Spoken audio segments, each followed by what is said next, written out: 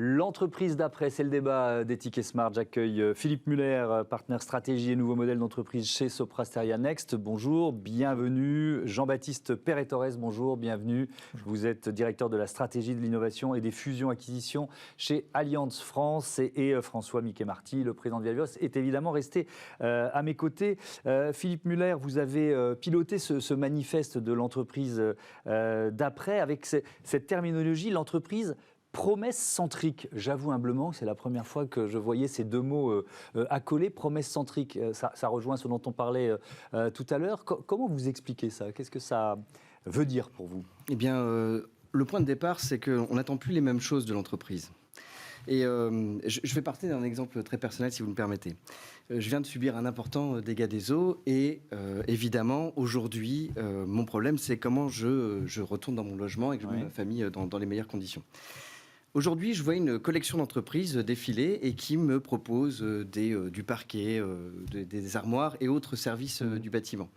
Mais vous comprenez bien que ce n'est pas le sujet. Enfin, pour moi, l'important, ma problématique, c'est de revenir le plus rapidement possible dans mon appartement et de mettre ma famille dans les meilleures conditions.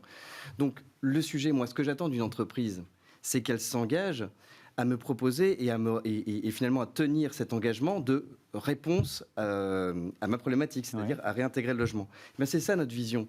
L'entreprise d'après, c'est une entreprise qui n'est pas une collection de produits ou de services, qui ne propose pas une collection de produits ou services, mais une entreprise qui s'engage pour ses clients et dans la réponse aux besoins et aux attentes. Et ça a énormément d'implications sur le modèle d'entreprise et je dirais sur ses rôles et ses missions. Oui, donc ça rejoint ce qu'on disait tout à l'heure, c'est plus seulement ce qu'elle produit, c'est ce qu'elle promet, l'entreprise d'après. Ça, c'est vraiment important à retenir. La promesse, c'est finalement, comme vous le dites, c'est la réponse et l'engagement dans cette réponse qui finalement mobilise l'ensemble du modèle. Comment ça se concrétise chez Allianz France, cette idée d'une entreprise promesse, Jean-Baptiste Perret-Torres? Alors d'abord, je voudrais dire que cet exemple, il me touche tout particulièrement. Vous n'avez pas eu un dégât des eaux, vous aussi, quand même? Pas du tout, mais pour Allianz, évidemment, ça résonne beaucoup.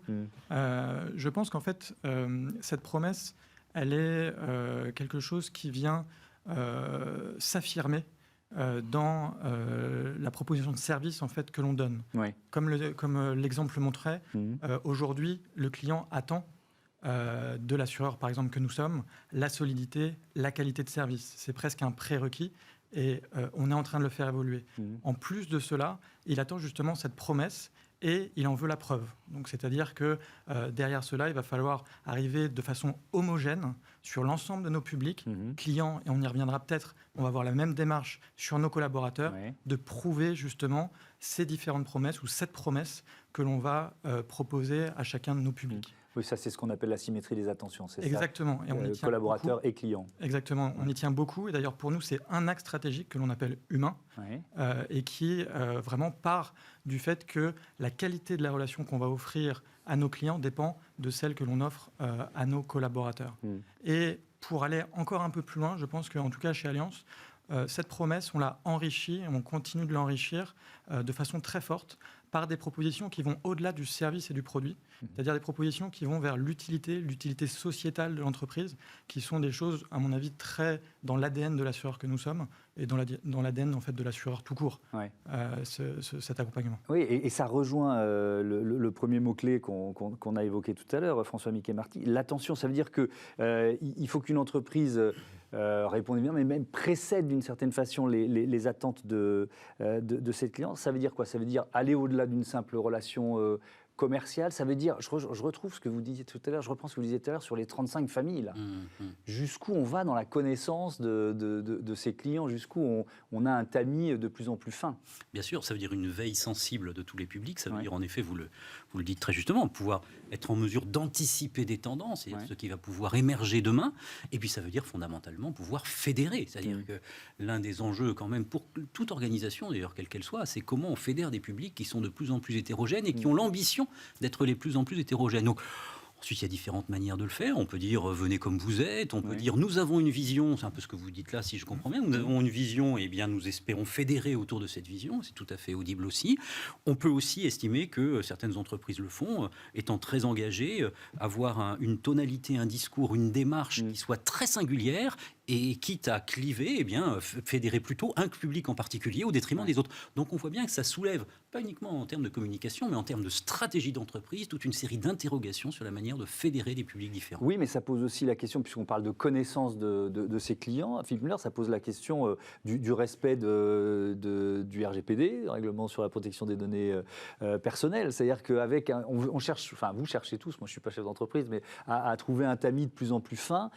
Et l'éthique numérique, c'est vraiment quelque chose de majeur chez Sopra Steria Next. Il faut manier ces deux contraintes d'une certaine façon. C'est là où le caractère préexistant de l'éthique dans la construction d'un écosystème devient prégnant.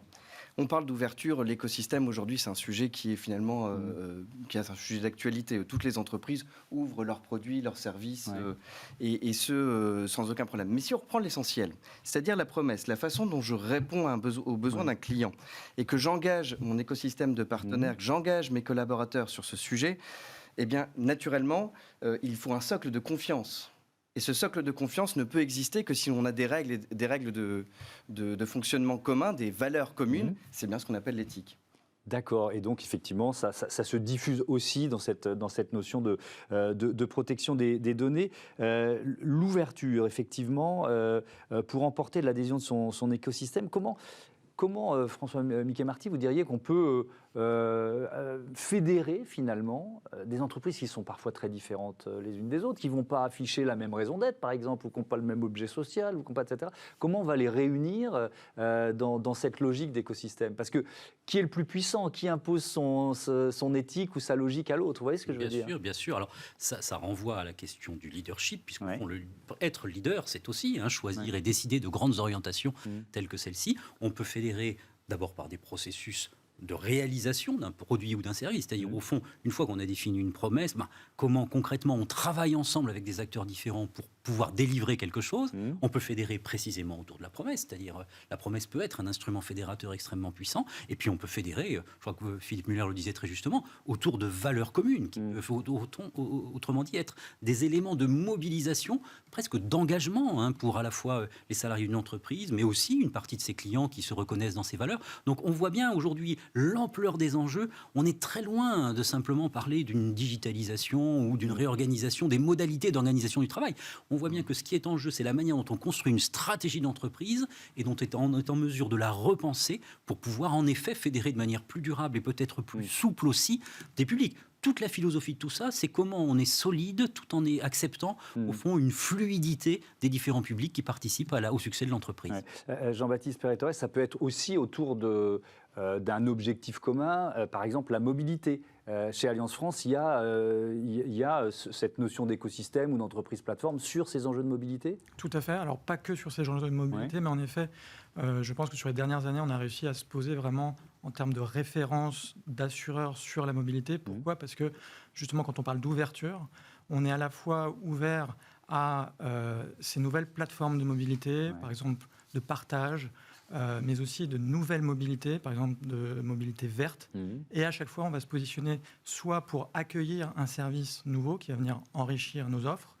C'est le cas, par exemple, avec une start-up qui s'appelle WeLove, et avec laquelle on travaille et qui nous a permis de faire en fait une assurance on-demand pour des collectionneurs auto, donc quelque chose de très niche. Et puis, c'est le cas aussi pour, par exemple, CityScoot, que vous connaissez peut-être, ce free-floating, scooter électrique à Paris, mais également à l'international, que l'on suit en tant qu'assureur, à qui on a fait vraiment une offre d'assurance millimétrée pour pouvoir justement, là aussi, suivre l'usage, ces nouveaux usages. Donc, c'est une ouverture, j'ai envie de dire, qui va dans plusieurs sens et qui permet, en fait, d'enrichir mutuellement les propositions de valeur. Mais là, cette logique d'entreprise plateforme, c'est pas seulement sur la mobilité, il y a d'autres univers. Tout à fait. Nous, en fait, on a constitué 6 univers. Et en fait, en miroir de ce que l'on constate chez nos clients, comme vous le savez, nous, en tant qu'assureurs, on est très présent dans l'ensemble des écosystèmes. On couvre les dommages aux biens, les dommages de personnes, le particulier, l'entreprise. Et on a bâti, en fait, depuis 2018, 6 écosystèmes en interne chez nous, qui travaillent d'ailleurs en agile, sous forme de squad. Ma mobilité, ma santé, mon avenir pour les sujets d'épargne, etc. Et sur chacun de ces écosystèmes, en fait, en miroir, justement, on construit les écosystèmes de demain avec le marché. Donc, en effet, on a, par exemple, beaucoup de cas d'usage en santé pour faire intervenir des services externes dans nos offres. Je pourrais développer des exemples. Oui, mais on y reviendra tout à l'heure. Philippe Muller, l'entreprise plateforme, c'est l'entreprise d'après ?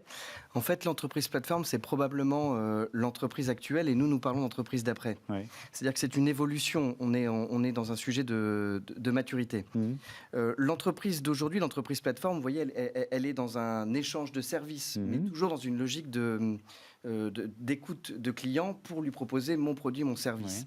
À partir du moment où on considère que l'ouverture n'est pas seulement une question d'exposition, mais qu'elle va plus loin, c'est-à-dire qu'on réfléchit ensemble, on innove ensemble en permanence au service d'une réponse aux attentes et aux besoins du client, évidemment, le sujet prend une dimension supérieure.